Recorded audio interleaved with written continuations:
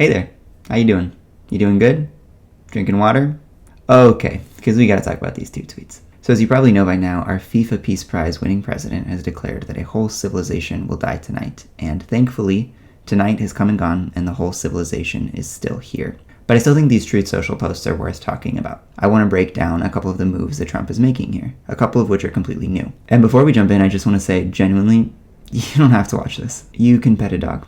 You can go for a walk. You can put on Madonna's Ray of Light and dance in your living room, like, theoretically. But if you'd like to bring just a little bit of clarity to this chaos, then just stick with me for the next couple of minutes and we'll break it down together. So, let's dive in. So in my previous video, I said that the president's three most common moves are asserting strength, demonizing enemies, and humiliating them. We see all three of those at play here. We find him asserting strength, for example, when he says that different, smarter, and less radicalized minds prevail. We, of course, find him demonizing enemies, and then, of course, there's the humiliation.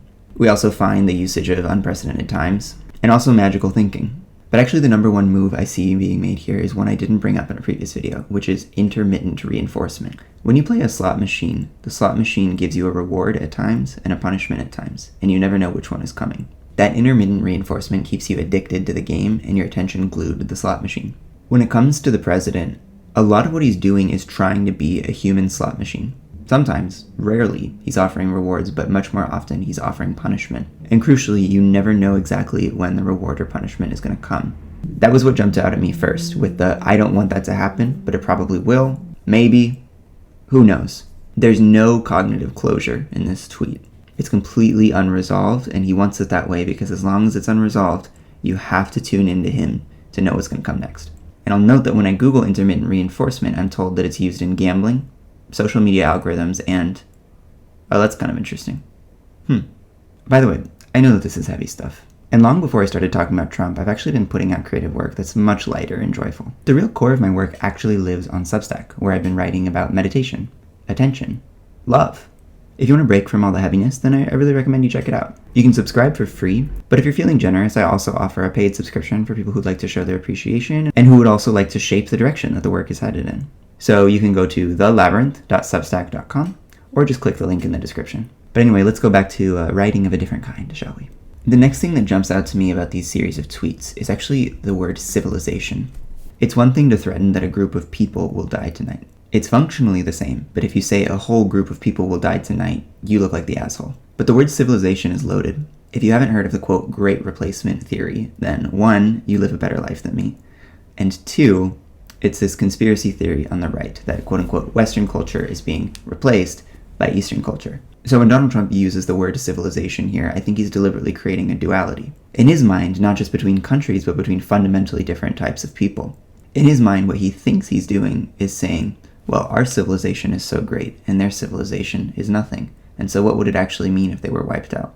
When you read that Truth Social post, how different does it look to you from this quote from the Reichstag speech?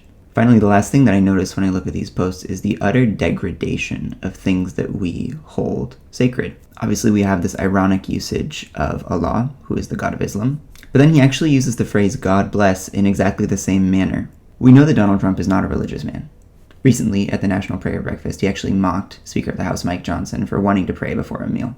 But what's deeply ironic about this is that sanctifying supposedly holy things is supposed to be something that conservatives do more than liberals. If you've ever read the book The Righteous Mind by the moral psychologist Jonathan Haidt, you'll see that he explains that there's 6 ways that conservatives conceive of morality. The last one being sanctity versus degradation. Essentially, conservatives tend to think something is immoral if it degrades that which they hold as sacred. Degrading the sacred. Isn't that exactly what he's doing here? And personally, I'm equally outraged that he's degrading the Islamic Allah as he is the Christian God. But even if you were only offended by his degradation of Christianity, shouldn't that bother you? If I were a devout Christian, I think a part of me would be saying, keep his name out of your mouth. But there you have it. The President of the United States is threatening war crimes. He's doing so intermittently to keep us all hooked. He's framing it as a clash of civilizations, and he is degrading all that we hold sacred in the process. This is not sustainable. We'll see what comes of it in the next couple of weeks, but in the meantime, do subscribe to my Substack, or at least my YouTube if you're interested. And I say this with complete sincerity. God bless Iran, and God bless America.